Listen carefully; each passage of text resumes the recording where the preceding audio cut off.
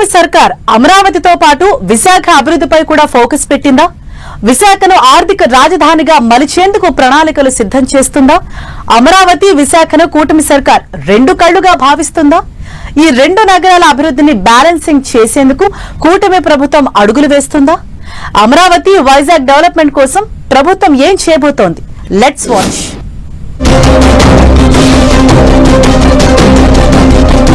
ఏపీకి అద్భుతమైన రాజధానిని నిర్మించడమే లక్ష్యంగా సీఎం చంద్రబాబు అహర్నిశలు కృషి చేస్తున్నారు. గత వైసీపీ ప్రభుత్వం 3 రాజధానుల మంత్రం జపించినా కూటమికే జై కొట్టారు ప్రజలు. వైసీపీ గెలిస్తే విశాఖ రాజధాని అవుతుందని తెలిసినా ఆ ప్రాంత ప్రజలు కూటమికే పట్టం కట్టారు. అయితే విశాఖ ప్రజలు ఎక్కడా నిరుత్సాహపడిపోకుండా కూటమి సర్కార్ పక్కా ప్రణాళికతో అడుగులు వేస్తోందట. కూటమి సర్కార్ పవర్లోకి వచ్చిన డే 1 నుంచి అమరావతి నిర్మాణ పనుల విషయంలో యాక్షన్ ప్లాన్ ని రెడీ చేసుకుని ముందుకు వెళ్తోంది. అదే సమయంలో రాయలసీమ, ఉత్తరాంధ్రకు కూడా సమన్యాయం చేసేలా ప్రణాళికలను రూపొందించిందట కూటమి సర్కార్.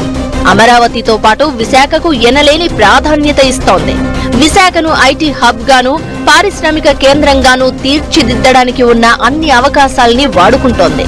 అలా విశాఖపట్నం వాసుల కలలను నెరవేర్చే పనిలో సక్సెస్ అవుతోందని లోకల్ టాక్. తాజాగా విశాఖ పర్యటనకు వచ్చిన మంత్రి నారా లోకేష్ ఈ ప్రాంతాన్ని ఐటీ హబ్ గా మార్చుతామని ప్రకటించారు.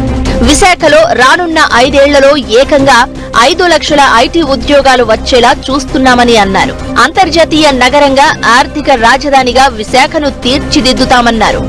విశాఖ ఏపీకే గొప్ప నగరంగా ఉంటుందని ఆయన హామీ ఇచ్చారు. విశాఖ గురించి గొప్పగా చెప్పడమే కాకుండా విశాఖకు కూటమి ప్రభుత్వం ఏం చేసింది, ఏం చేయబోతోంది క్లారిటీ ఇచ్చేశారు లోకేష్.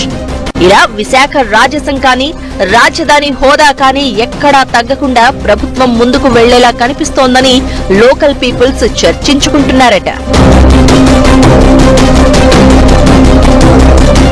మంత్రి లోకేష్ మొత్తం విశాఖ అభివృద్ధిపై ఫోకస్ పెడితే సీఎం చంద్రబాబు అమరావతి గురించి ఎక్కువగా చెబుతూ ఉంటారు. ఏ సభకు వెళ్లినా, ఏ కార్యక్రమానికి వెళ్లినా అమరావతి అద్భుతంగా తీర్చిదిద్దుతామని చంద్రబాబు ప్రస్తావిస్తారు.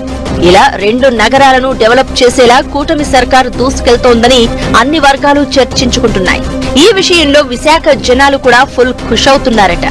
ఏదేమైనా అమరావతి, విశాఖ రెండింటినీ కరెక్ట్ గా బ్యాలెన్స్ చేసుకుంటూ వెళ్తున్నారని బలమైన టాక్ జనాల్లోకి వెళ్లిపోయిందట.